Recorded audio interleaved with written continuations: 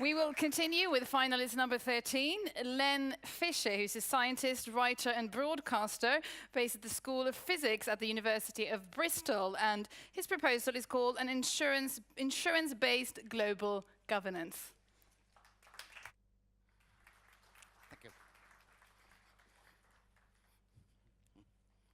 It's a privilege to be in at the start of something big, and thank you very much. I'm proposing something big. I'm proposing a totally new global institution based on insurance principles, using insurance as a model to tackle global network risk. And it would face up to the two principal problems identified by the Global Challenges Foundation. That's the problem of cooperation and the problem of interconnectedness. Now, networked risks feed off each other. At the global level, we call them systemic risks. Some of them we can foresee, like global warming.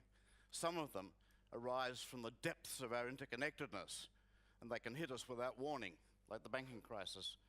We need fast, flexible cooperation to deal with both. Insurance offers a fresh way forward. Insurance companies are pragmatic.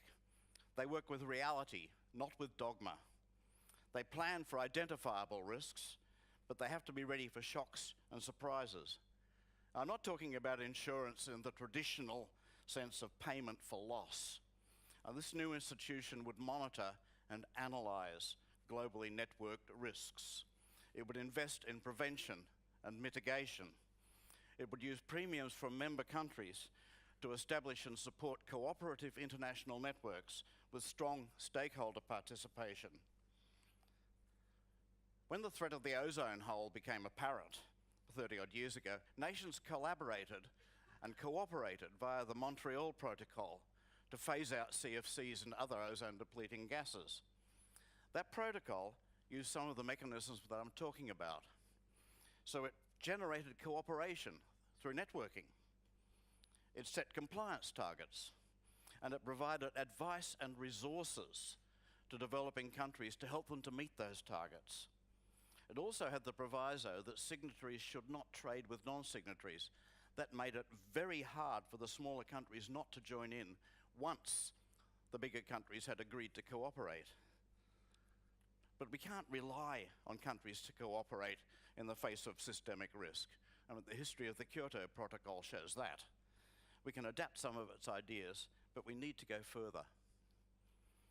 My proposed institution provides a simple, transparent, and clear approach. The premiums would come from member countries and member organizations, but the decisions would be in the hands of a small, apolitical executive who could move fast, using rapid decision protocols and informed by advisory boards. It could also be quick to modify decisions in the light of new evidence, as happened with the Montreal Protocol when we found that the first replacement for CFCs were actually rather virulent greenhouse gases. They could change their mind very fast. It was built in. Political representatives of the member countries and institutions of my proposed institution would not have a direct role in decision making. They'd be there as conduits, passing information and opinion back and forth. Well, local advice and assessment of progress were in the hands of small, focused groups, diverse groups with diverse backgrounds. The membership of these groups would change frequently to avoid bias and favoritism. The institution would be especially effective when it comes to dealing with socio-ecological risks like pandemics, climate change, resource depletion, biodiversity, ecological collapse. And it would also be uniquely placed to deal with knock-on effects resulting from network linking and with cascading risks of the sort that you might expect from, say, climate geoengineering or artificial intelligence. With implementation, one approach would be to think big, but start small. Say for a small group of countries to trial the model. Southeast Asian countries could be very interested. They were already talking just a couple of weeks ago in Bangkok about public financing of risk reduction. This new institution is a way to make it happen. We could also follow the Montreal Protocol example, where the more affluent countries recognized almost independently that it was worth their while to contribute, so that poorer countries could then afford to cooperate in order to face mutual risks. But however we sell it, an insurance-based model provides a fast, flexible, and effective basis for dealing with globally networked risks. It provides incentives for cooperation, stakeholder participation, and it fights the risks of interconnectedness with the weapons of interconnectedness. It provides a top-down model to drive bottom-up cooperation at all levels. Like any insurance, it would need promotion and offer incentives and sell advantages that I have outlined. I just hope that I've sold them to you. Thank you.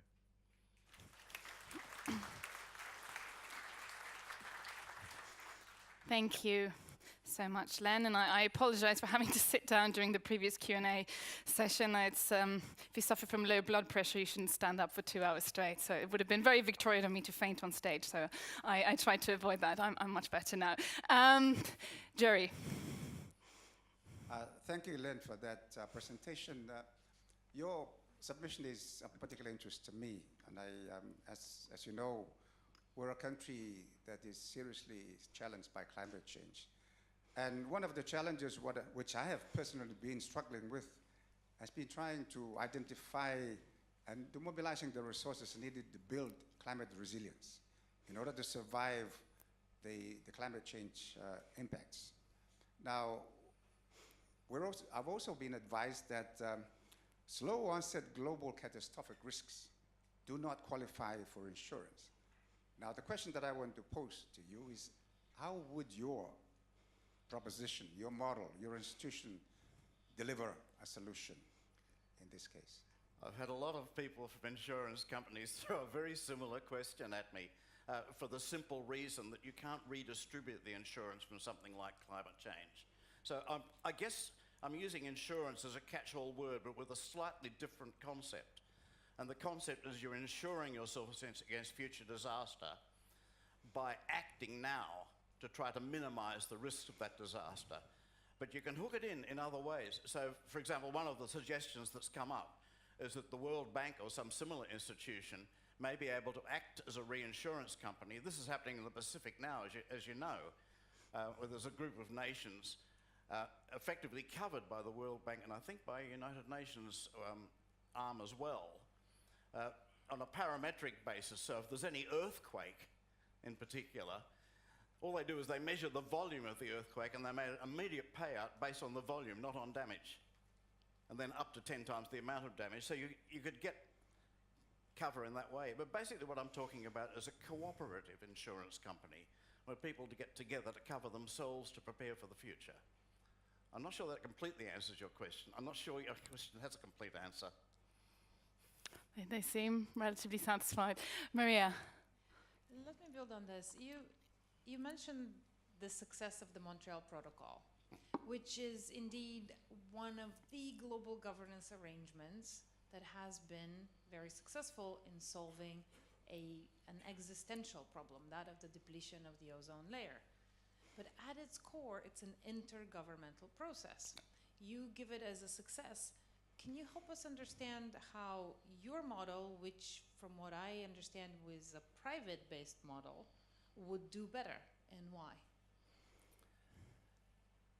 It would do better on two counts. The main way in which the Montreal Protocol was focused on a particular problem and a scientifically identifiable problem and that had a reasonably simple solution. I'm suggesting that as a starting point, and I'm looking at an organization whose ethos would be to look at the links.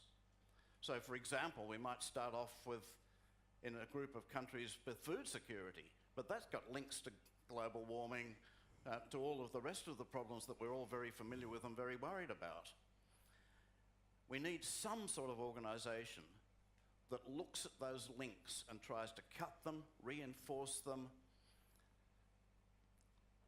somehow to deal with the networking.